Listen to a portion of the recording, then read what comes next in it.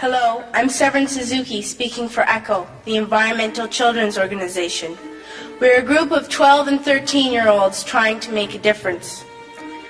Vanessa Setti, Morgan Geisler, Michelle Quigg, and me. We've raised all the money to come here ourselves, to come 5,000 miles to tell you adults you must change your ways. Coming up here today, I have no hidden agenda. I am fighting for my future. Losing my future is not like losing an election or a few points on the stock market.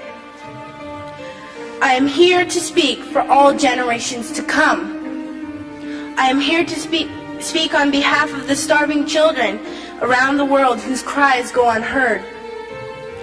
I am here to speak for the countless animals dying across this planet because they have nowhere left to go.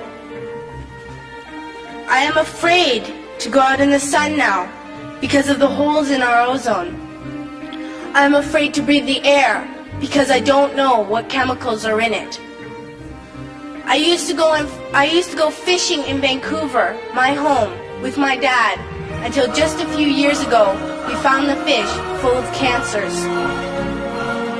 And now we hear of animals and plants going extinct, every day vanishing forever.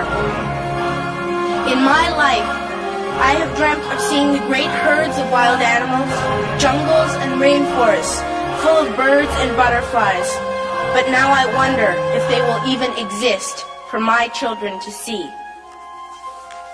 Did you have to worry of these things when you were my age?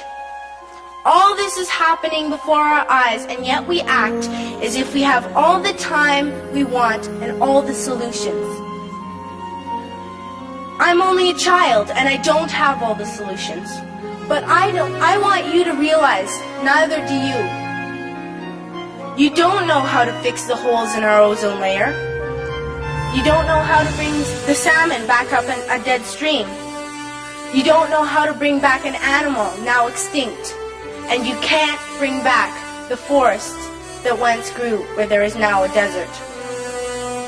If you don't know how to fix it, please stop breaking it.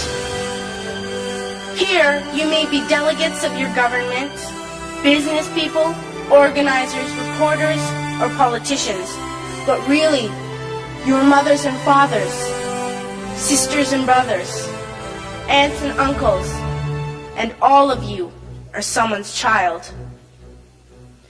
I'm only a child, yet I know we are all part of a family, 5 billion strong, in fact 30 million species strong, and borders and governments will never change that. I'm only a child, yet I know we are all in this together and should act as one single world towards one single goal.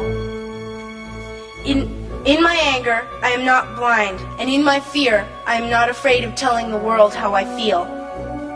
In my country, we make so much waste. We buy and throw away, buy and throw away, buy and throw away, and yet northern countries will not share with the needy. Even when we have more than enough, we are afraid to share.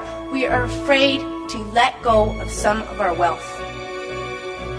In Canada, we live the privileged life, with plenty of food, water, and shelter. We have watches, bicycles, computers, and television sets. The list could go on for 2 days. 2 days ago, here in Brazil, we were shocked when we spent time with some children living on the streets. This is what one child told us. I wish I was rich. And if I were, I would give all the street children food, clothes, medicines, shelter, and love and affection. If a child on the streets who has nothing is willing to share, why are we who have everything still so greedy? I can't stop thinking that these are children my own age, that it makes a tremendous difference where you are born. That I could be one of those children living in the favelas of Rio. I could be a child starving in Somalia, or a victim of war in the Middle East, or a beggar in India.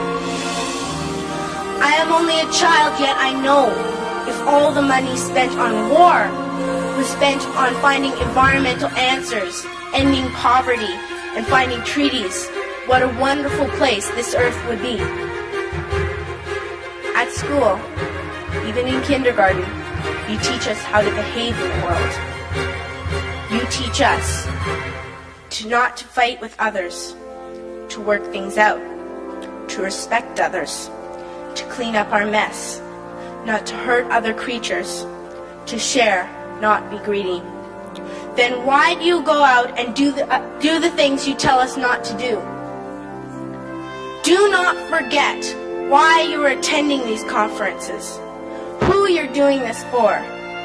We are your own children. You are deciding what kind of a world we are growing up in. Parents should be able to comfort their children by saying, everything's going to be all right. It's not the end of the world, and we're doing the best we can. But I don't think you can say that to us anymore. Are we even on your list of priorities?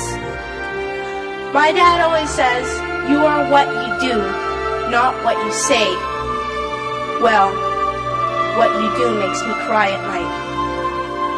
You grown-ups say you love us, but I challenge you, please, make your actions reflect your words.